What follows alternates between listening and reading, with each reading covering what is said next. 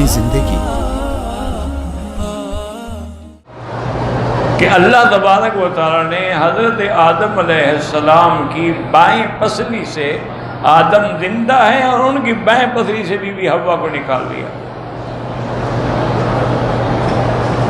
اسی لیے ایک صحیح حدیث مبارک میں آتا ہے، میرے آقا نے سرکار دو عالم صلی اللہ علیہ وسلم نے فرمایا کہ عورتیں جو ہیں نا خلقت من ضلع اعوج، یہ ایک ٹیڑھی پسلی سے پیدا ہوئی ہے، ان میں ٹیڑھا پن ضرور رہتا ہے، چاہے وہ کوئی بھی عورت، کسی میں زیادہ کسی میں کم، لیکن رہے گا ضرور. اور آگے میرے آقا نے تعلیم بھی دی کہ اگر اس کو پورا سیدھا کرنے کی کوشش کرو گے تو یہ ٹوٹ جائے گا، اور اگر اس کو بالکل چھوڑ دو گے تو یہ اور ٹیڑھی ہو جائے. تو اس لیے اعتدال سے اس پہ قابو پانا چاہیے. یہ دنیا کی یعنی عورتوں کی بات ہے، جنت کی حور عین کی تو کوئی مثال ہی نہیں.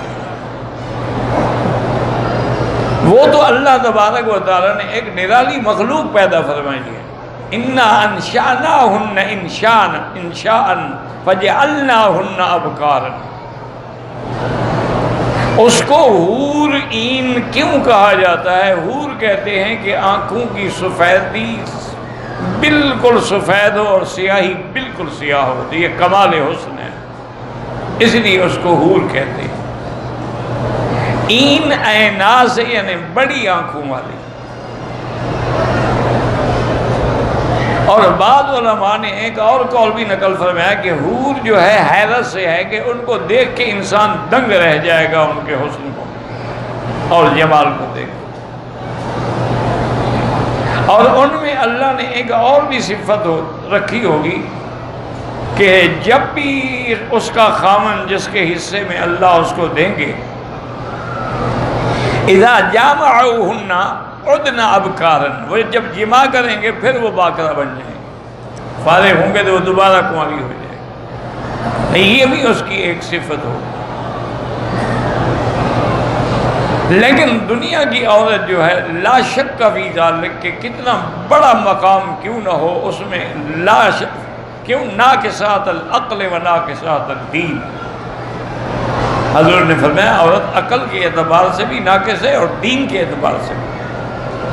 اب 8 دن حیض ہے تو 8 دن نمازیں تو نہیں پڑھے گی، 8 دن حیض ہے تو 8 دن روزے تو نہیں رکھے گی، 8 دن حیض ہے تو طواف تو نہیں کرے گی. تو نقص دین میں آ گیا. اور عقل کا نقصان کیا ہے کہ انہن یکفرن العشیرہ، وہ اپنے خامد کی ہمیشہ نہ شکری کرتی ہے. خاون چاہے جتنی اپنی جان لڑا دے کہ میرے لیے تم نے کیا کیا ہے، تمہارے لیے گھر بنایا ہے، یہ تو تم نے لوگوں کے دکھانے کے لیے بنایا یا اپنی اولاد کے لیے بنایا ہے، میرے لیے تو نہیں بنایا ہے. تو ان میں ایک فطرت ہوتی ہے کہ وہ اپنے شوہر کے شکر گزار ہونے کے بجائے ناشکری زیادہ کرتے ہیں.